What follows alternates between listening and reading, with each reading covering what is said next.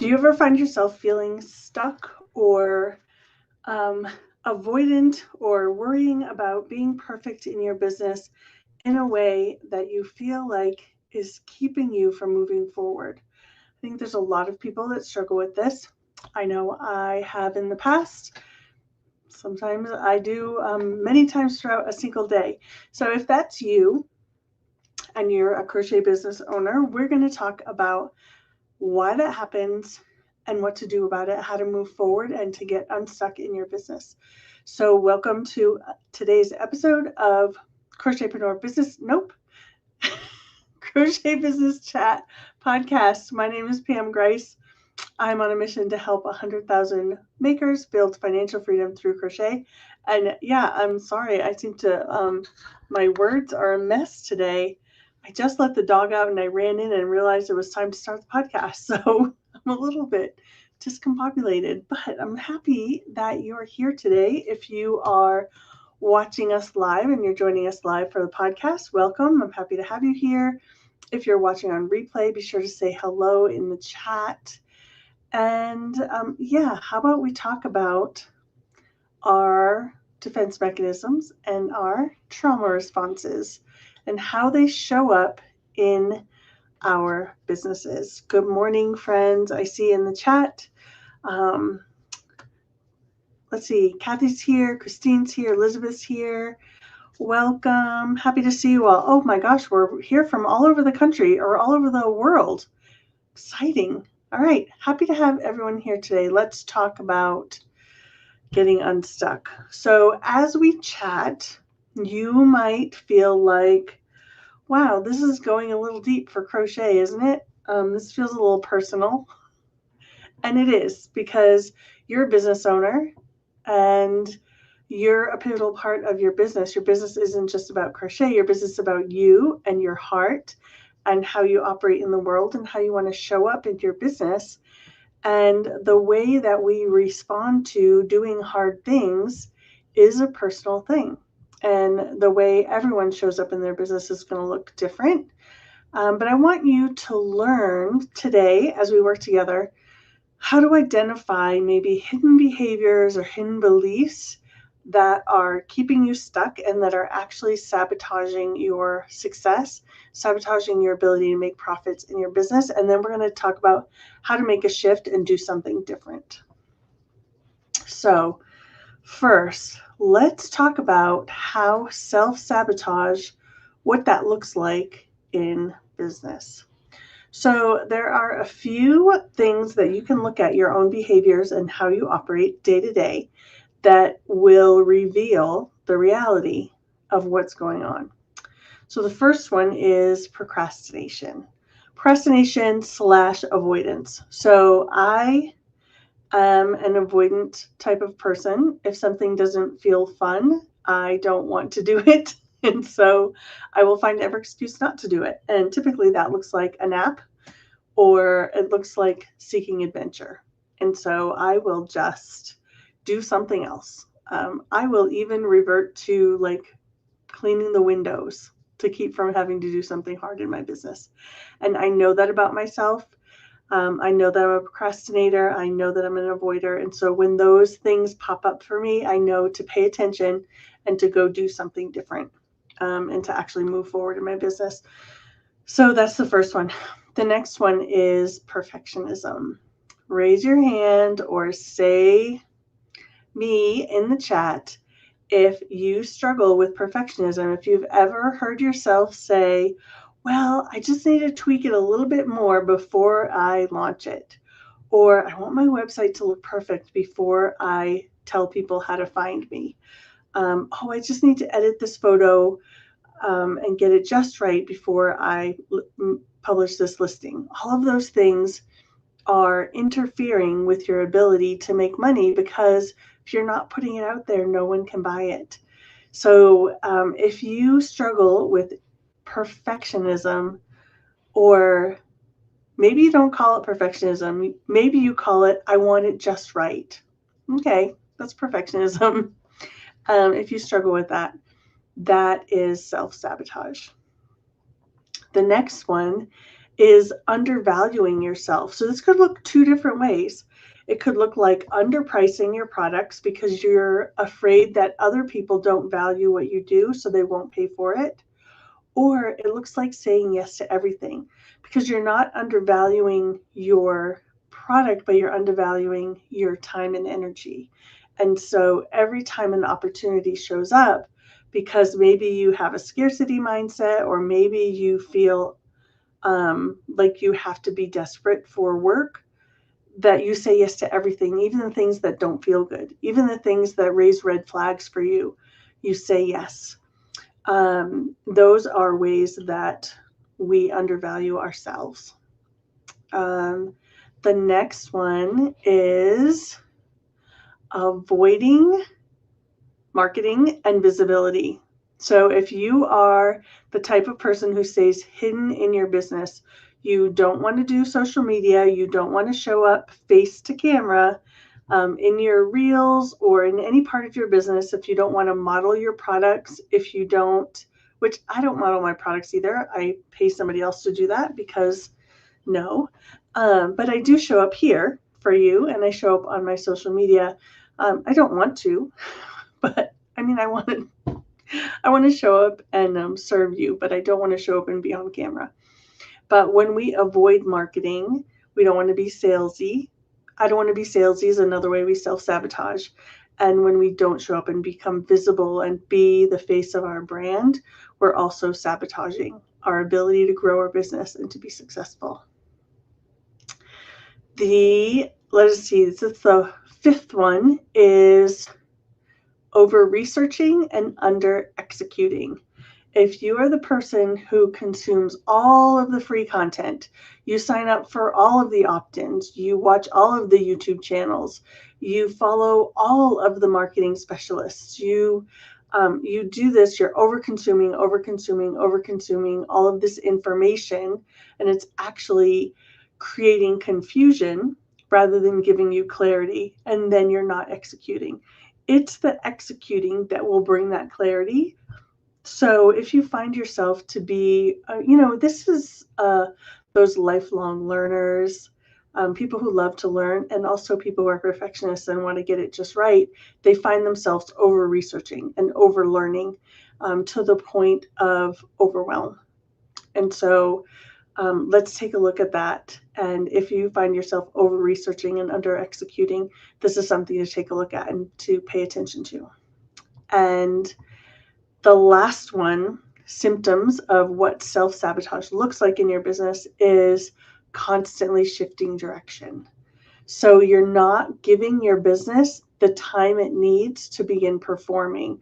So the beginning of a business journey, and I'm sorry for the glitch. If there's glitchy, it's a StreamYard issue. So I apologize for that. I can see it happening. Okay, so constantly changing direction is all about this isn't working, I'm going to do something else. This isn't working, I'm doing something else. But you're not giving your business time to build up momentum, to build an audience, to get known for something, and to start making those profits. It's that, like, I don't want to feel the pain of the struggle in the beginning of business. So I'm constantly shifting. I'm changing niches. I'm saying, do I need to add this product line? Do I need to add a different income stream when the income stream I already have doesn't work? Do I need to add another social media? All of this stuff that gets yourself to the point of overwhelm and burnout, and like a total lack of direction. So if you find yourself constantly changing directions, this could be a form of self-sabotage. So why does this happen? What is the root cause of self-sabotage for small business owners? Well, these are trauma responses and defense mechanisms. These are things that you have developed throughout your life to keep you safe.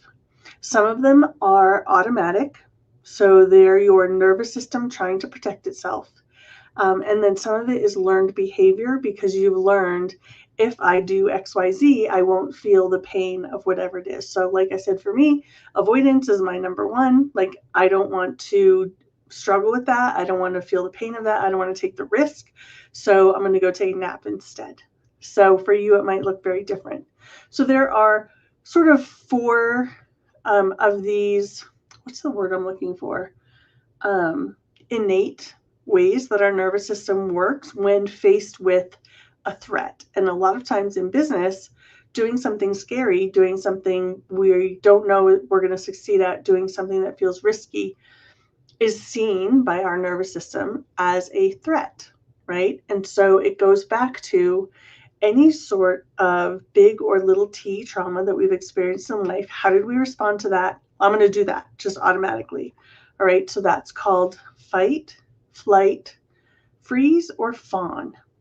So these are sort of the 4 F's of trauma responses, all right, or threats, threat responses.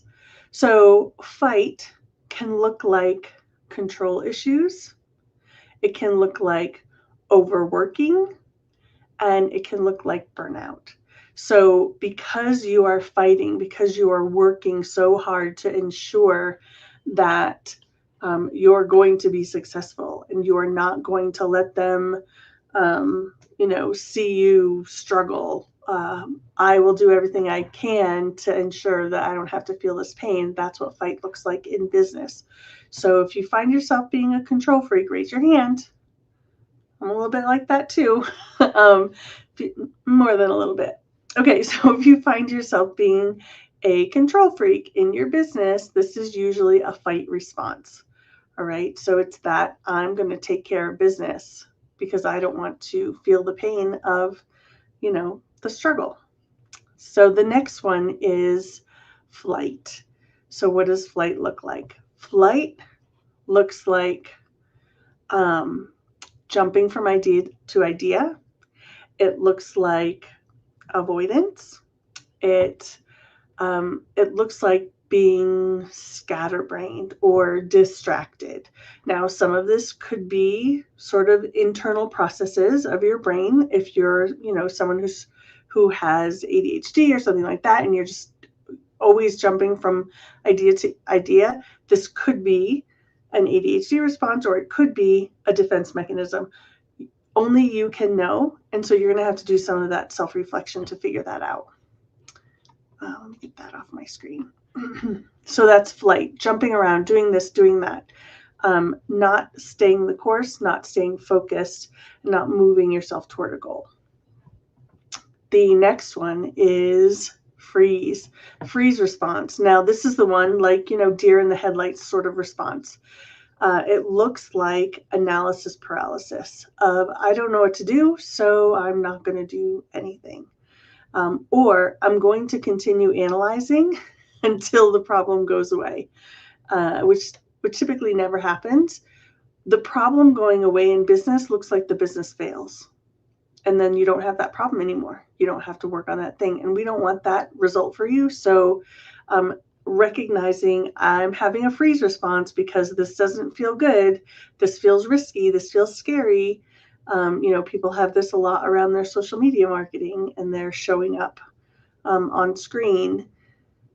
Then you have a freeze response.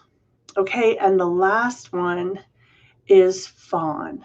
So this one is not spoken about as prominently in our culture. People say fight, flight, or freeze. Fawn is basically, it's kind of a gushing response. It's like being overly nice and sacrificing what's good for you for what's good for someone else. It's saying yes to everything. So saying yes to every collaboration response, every request, every someone wants to pick your brain. It's like just saying yes because I want people to like me, and I don't want them to think I'm gatekeeping. I don't want them to think that I'm not a team player. So I just say yes. I say yes to all of the things. And then what happens is you get burnt out. So this fawn response, recognize if you're a people pleaser, if you find yourself sort of betraying your own goals for someone else's because you don't want them to get mad, all of those things would be a fawn response. So recognize that these are subconscious. These are things that your nervous system is doing automatically. So it's not your fault that it's happening, but it is at some point in your control. So when you recognize, oh, I'm doing these things, right? So you recognize you're doing these things and you can change your behavior and do something else instead. So it has to be the point where your goals are more important than your comfort. Defense mechanism keep us in a space of perceived comfort. I'm not feeling that pain, so I'm going to create this painful place in my life so I don't have to feel that pain over there, rather than saying, how do I move through that scary thing so that I can move closer to my goals. Does that make sense? I hope it does. All right.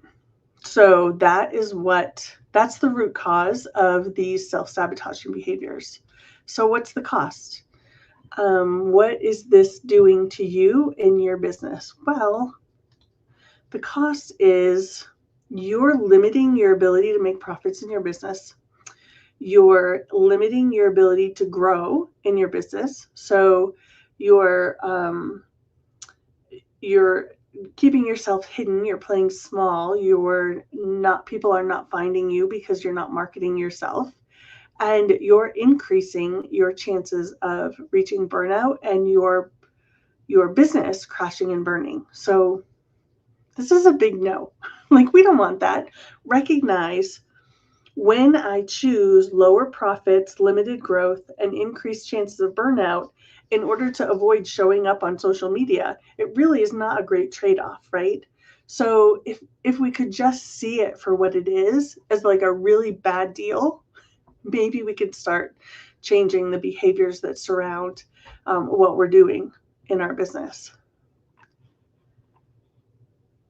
So recognize that there is both an emotional and a financial toll that's being paid every time you self-sabotage by doing behaviors that feel good in the moment, but are really limiting your future success. So you're basically robbing from your future to have an easier day today, or an easier hour this hour, but you're making it harder for your future self. So instead of doing that, we want to take on the risk today, do the hard thing today, so that our future self can have it better. All right?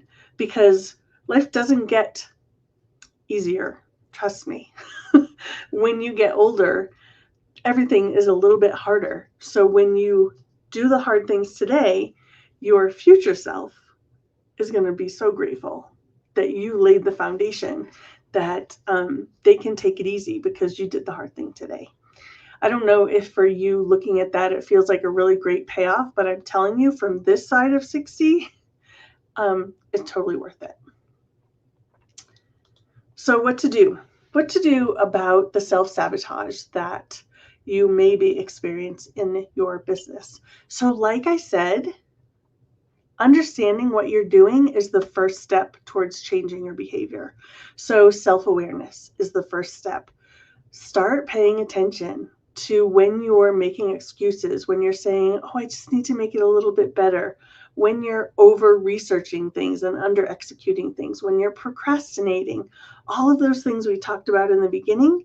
Pay attention to your behaviors. When you recognize that you're doing those behaviors, then you can make another choice. You can say, okay, how hard is it going to be for me to actually do that thing? All I need to do is pick up my camera and make the freaking video and post it, right? Really, it takes less than 2 minutes to do a social media post. Well, the caption might take longer. Okay, let's give yourself 10 minutes every day to do a social media post. It's 10 minutes, right?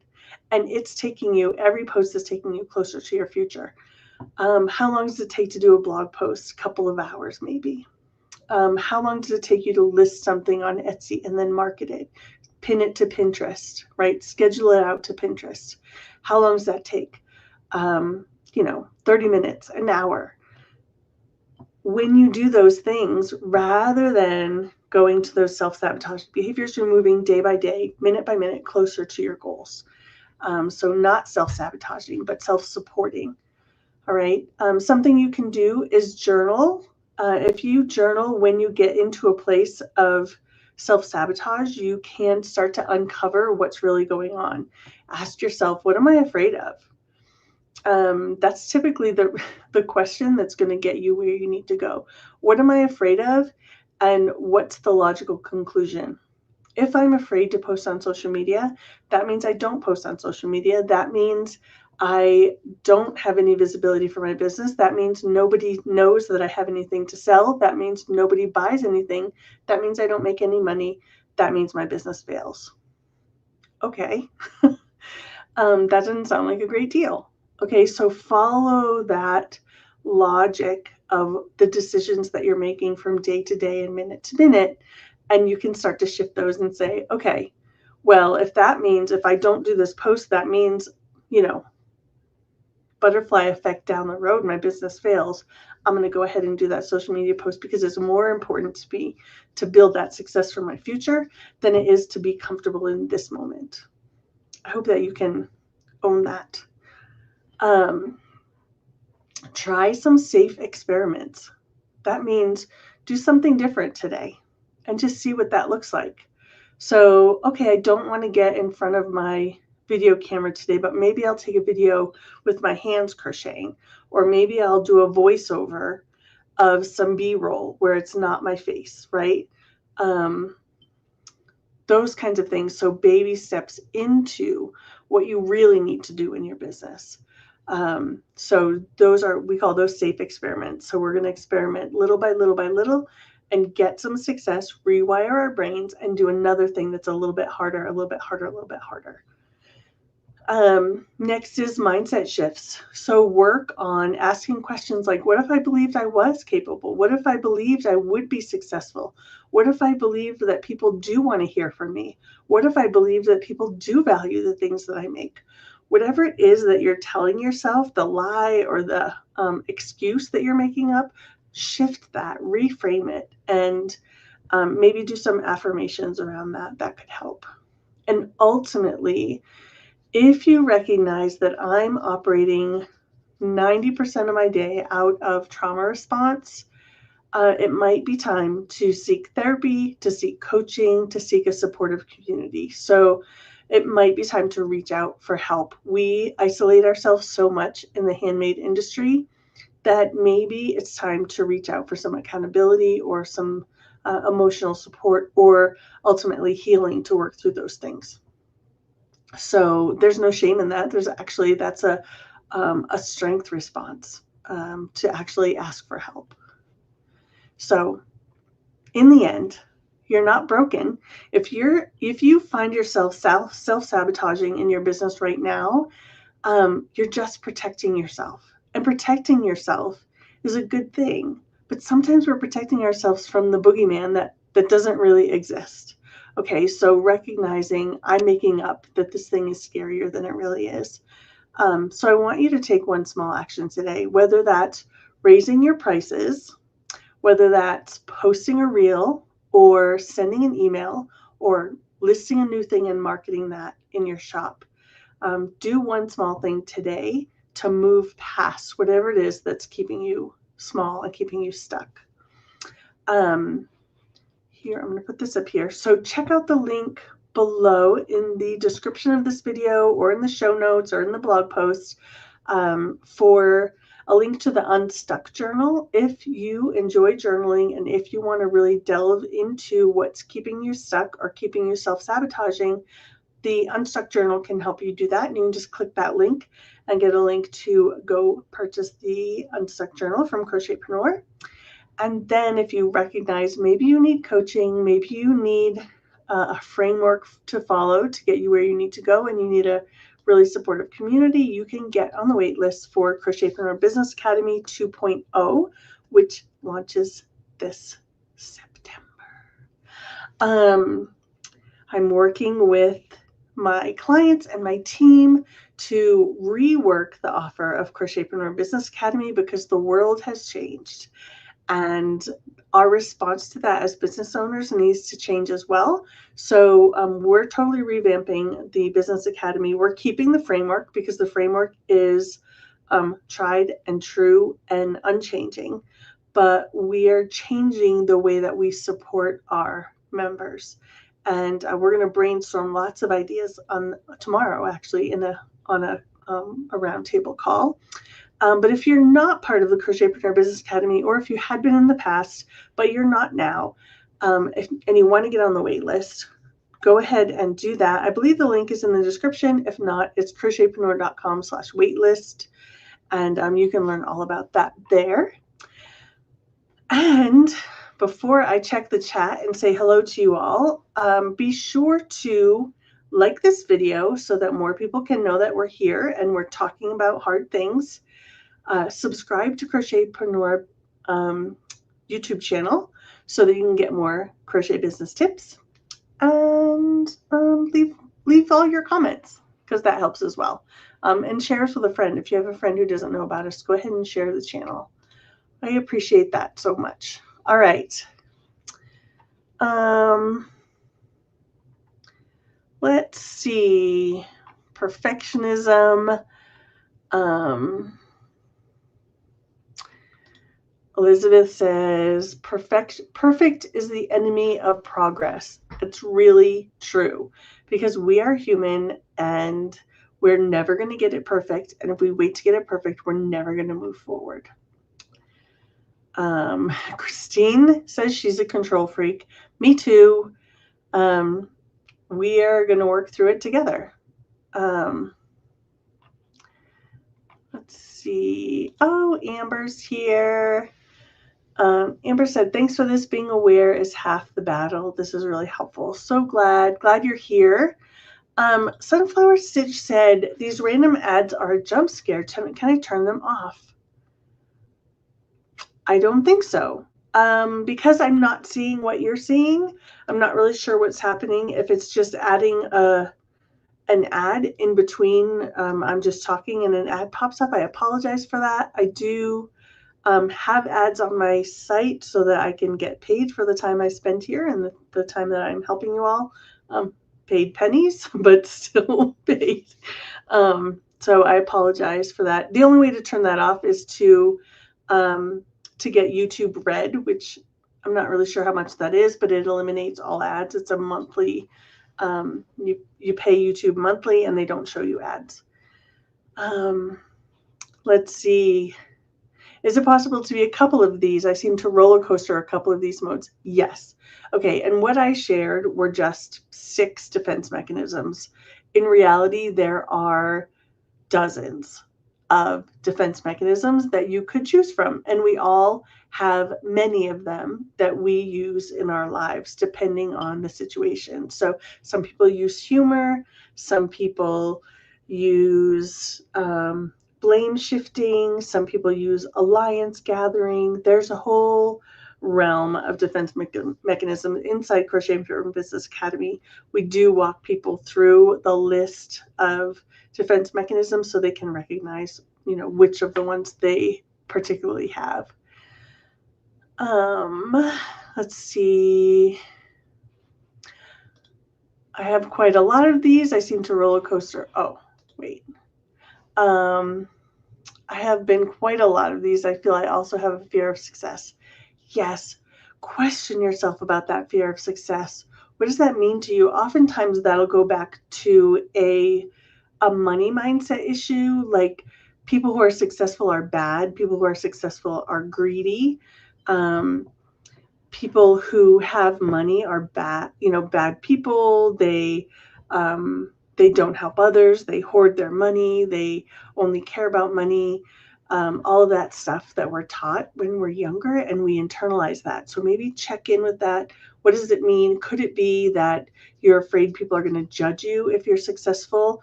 I think a lot of people experience that. Like, who do you think you are to be on the internet and, think you're so good at whatever you're doing? So check in with that. Check in with your own heart on that, and maybe do some journaling around that. Let's see. Yeah, there was an ad, and it means we missed a bit of the live broadcast. You have to subscribe to ad for YouTube. Okay. Thanks for pointing out those trauma responses. I totally need to journal that out. Good.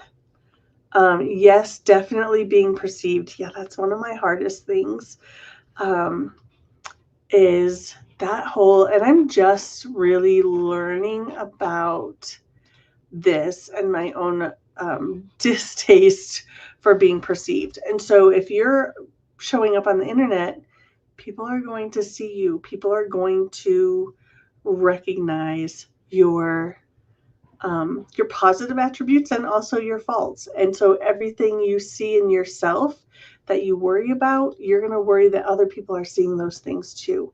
And honestly, probably only 3 or 4 people have said really mean things to me on the internet about the things that I would say negatively to myself. And so over the years, I've been doing this a long time. 3 or 4 people, I can handle that. But yeah, I would see if you can work through that. I think maybe I'll see if I can do, I don't know if you're in CBA or not, but if I can do a coaching session on that, it would probably be good for myself and for my clients. So thanks for mentioning that. I appreciate it. I'm scared of being perceived for my identity rather than my work. That's a tough one. But the more you embrace who you are, the more you'll surround yourself with people who embrace that as well. And it's okay to repel people who don't accept you for who you are. So, and that's a place it's hard to get to, especially for people who are people pleasers or people who just want to be liked. Like I get to that place, having been in this outsider role. I always called myself an outsider, always felt like an outsider, always felt nobody gets it, nobody understands me. Overheard people, talking about me behind my back growing up of like, she's so weird. Why is she so weird? And when you have those things that you worry that people are saying those about you, you're going to not be you. And you're always going to struggle with trying to get people to, what's the word, to accept you. And I don't want you to have to fight for that. Like, it's okay to let people go who don't accept who you are and to simply attract those people who do. So I want to encourage you. I feel like I have stepped a little bit closer into that. I still struggle with this. I want everyone to like me, but they don't, and that's okay. So, and if they don't, that's fine. Like, it doesn't really say anything about me. It just says we're not a good fit. We're not going to be a good fit for everyone. So I want to support you and encourage you in that, to really celebrate who you are and to celebrate your work at the same time. All right. The outsider role, I never heard anyone but me say that. Oh, really? Okay. So if you have felt like an outsider, it's interesting, because if you felt like an outsider, then you probably haven't been around a lot of other people who are feeling the same way, because we all stay to ourselves, right? Except when we hide in the kitchen during a party. Sometimes we congregate there and meet other outsiders. Let's see. I'm not a member yet, working out, so I'm finding. Okay, cool. Yeah, I'm going to see if I can do some talking about this. I think it's really important. I've moved around and never felt like I'm accepted anywhere I go, including on the internet. Well, we accept you here. One of our, what's the word? I'm losing my words lately. We've been having a lot of stress around here, so my words are struggling. But what was I saying? I don't remember. Sorry. The current political climate definitely makes it harder, but I'm still trying. All right. You keep trying. You keep surrounding yourself with people who love and care and accept you for who you are. And we're here to support you in that too. All right. I think it's time to go. I have a couple things to do before I have a coaching call. And I'm so happy that you've all been here today. Be sure, again, subscribe if you're not already subscribed. Share this video with your friends. If you'll share it on social media, I would be so grateful. And yeah, like all YouTube things. All right, I don't want to beg, but if this video were about yarn, you'd all be sharing it and liking it. Let's pretend it's about yarn. All right, Love you guys. I hope you have a wonderful, wonderful day. And I will be back next week. I think next week I'm going to be talking about, is a product-based crochet business a viable long-term option? That's what we're going to talk about next week on Crochet Business Chat. So I hope that you will join us, and be sure to get on the CBA 2.0 waitlist and grab your Unstuck journal down in the description below. And I will see you all next week. Thanks for being here. Bye.